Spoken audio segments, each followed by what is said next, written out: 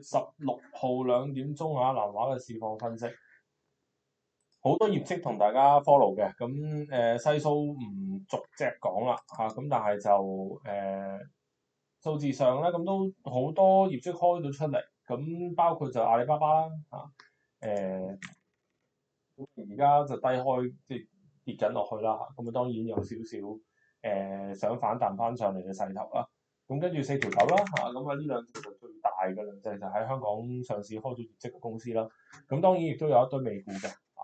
咁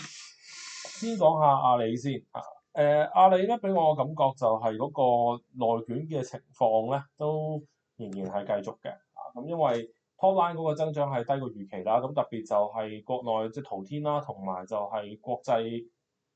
電商市場嗰邊嗰個增長就都相對係比較慢啦嚇。咁所以大家就唔係太特別滿意份業績嘅。咁同埋就本身 expect 就係 AI 方面，因為阿里係出 AI 出得最行嗰間嚟㗎嘛。咁諗住佢 AI 方面可能係有多些少作為啦，咁但係點知就冇乜反應嘅嚇。咁所以咧，對於即係阿里巴巴嚟講，就 top line 唔係好得，咁 bottom line 又叫 miss 咗，咁然之後又唔係特別講 AI，咁跟住嗰個 operating cash flow 講緊嗰條數就又跌咗嚇，咁所以整體出到嚟份業績，大家唔係太滿意就懟咗落去嘅。咁然後我會形容一句咧，就係其實你同佢4條9一比對咧，你就會知發生咩事㗎啦。因為4條9就調翻轉個 top line 增長唔係特別快，但係起碼就係有幾隻遊戲都 keep 到嗰個幾好嘅銷售啦。咁然之後就做一啲 cut cost 啊，或者係即係出新遊戲嘅動作，咁就令到佢成個即係 portfolio 都仍然係維持到一個比較好嘅收入啦。咁我會諗就係電商咧呢一個行業咧，始終都係即係有一個比較大嘅內卷嘅一個行業，因為電商咧。大家真係會格價，或者真係會睇邊一邊平啲。拼多多平過你就平過你啦。咁我可能買一啲好無關痛癢嘅 accessories，我唔需要好靚嘅，咁我就可能自動 fall into 拼多多或者其他啲比較平嘅電商。咁然之後其他貴嘅咧，即係可能係京東咁樣，咁佢又未必同淘寶係有即係部分嘅業務係直接競爭嘅啊。咁所以你咁樣。大家都喺度有啲價格競爭，喺度爭緊一啲比較平嘅產品嘅時候咧，咁嗰邊個 margin 就跌得比較犀利。咁而且就係大家知道啦，即係美國嗰方面嘅關稅，咁特別係啲小型嘅 parcel，其實而家都冇特別釐清嗰個關稅嘅情況係點樣。咁所以就令到啲電商咧，對跨境嘅業務咧，其實就越做越差啦。咁拼多多、京東、美團跟住再加埋就係、阿里，咁其實幾間都即係唔多唔少係有幾大部分嘅屬性係屬於一間電商嘅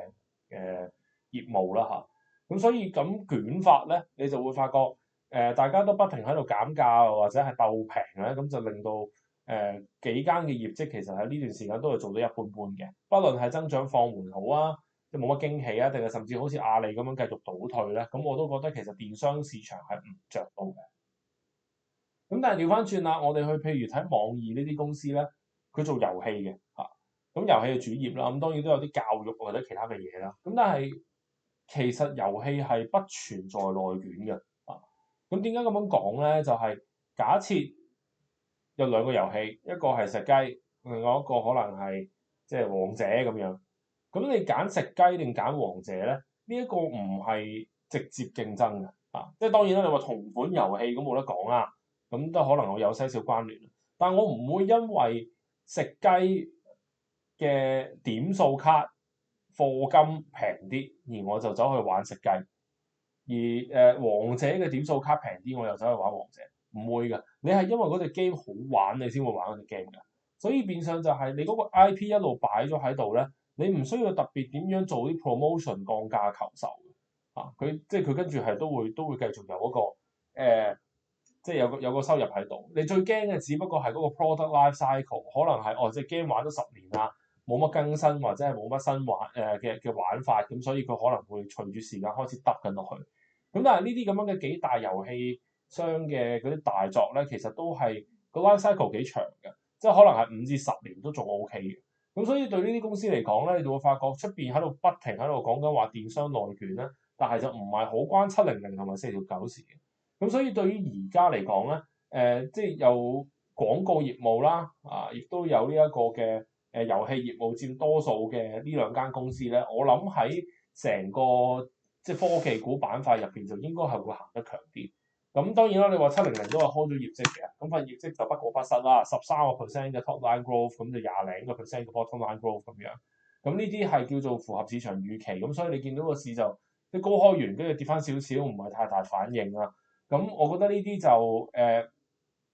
話咗俾大家聽，可能呢啲位置到阻力咯。咁但係佢個表現亦都話咗俾大家聽，就係佢喺科技股入邊算係比較強嗰隻咯。佢同4條狗都係，而其他嗰啲可能就真係因為個內卷問題而就繼續走弱緊啊。咁所以就喺呢一個 sector 入邊去揀股票咧，揀翻兩隻遊戲股，咁我諗就叫做穩陣少少。好，咁就美股啦。美股方面就都相對繼續強啦，咁特別係納指啦。咁道指嘅話咧，就因為有個都幾大嘅問題，就係即 United Health 就爆咗嘅，就係因為俾呢一個 DOJ 係告緊佢啦，就話佢係涉嫌欺詐啦，即係報大數啦，喺啲即係保險方面嘅即係官相衛報呢度報下嗰啲，你知呢一間公司嘅壟斷位置㗎啦嚇，咁。所以就令到佢大跌啦，咁係道指第一大成分股由600幾蚊跌到落去200幾蚊啦，所以其實個跌幅係非常恐怖嘅嚇。咁呢間公司就奉勸大家不要再碰啦嚇。咁啊之前其實都提過大家就係佢俾 DOJ 查緊，我哋唔好再做啦嚇，咁啊小心啲啦。咁預計佢會拖累個道指，咁所以我諗道指嗰個走勢就未必可以作準啦。咁但係如果你話納指嘅，咁各方面嘅嗰啲大型嘅成分股其實個走勢都係幾靚嘅嚇。咁包括 Nvidia 啦嚇，咁或者係啲幾大嘅即係軟件公司啦，咁其實都行翻上比較接近之前嘅高位嚇，咁AVGO 咁喺晶片股入邊就可能會好少少嘅。咁所以整體我會諗就係科技股嗰個反彈嘅浪都仲未玩完嚇，都仲有一段，而且就係科技股其實好多咧，之前因為即係大家擔心關稅同埋個經濟預期殺咗落去嘅時候，其實見到佢哋嗰個 valuation 就係變咗去。即係5年以嚟最低位置嘅，咁所以喺嗰啲位置就有比較多嘅資金入咗場啦，咁而家好快就炒翻上去，咁呢個量暫時未完，咁但係大家要注意就係而家呢個貿易嘅蜜月期可能都係維持3個月嘅啫，咁3個月之後會發生乜嘢事咧就冇人知嘅，咁所以如果你哋而家買股份咧，咁就今朝有酒今朝醉啦，咁睇下玩到去下個月。甚至係可能係7月頭嘅時候，咁你哋要審視下究竟個關稅會唔會再有多啲風險喺度，會令到即係之後個市會再挫啲，咁你可能嗰個時候需要去調整倉位啦嚇。好，咁就呢集大概講到呢度，我哋下個禮拜再見。咁啊，冇持有上述股份嘅，拜拜。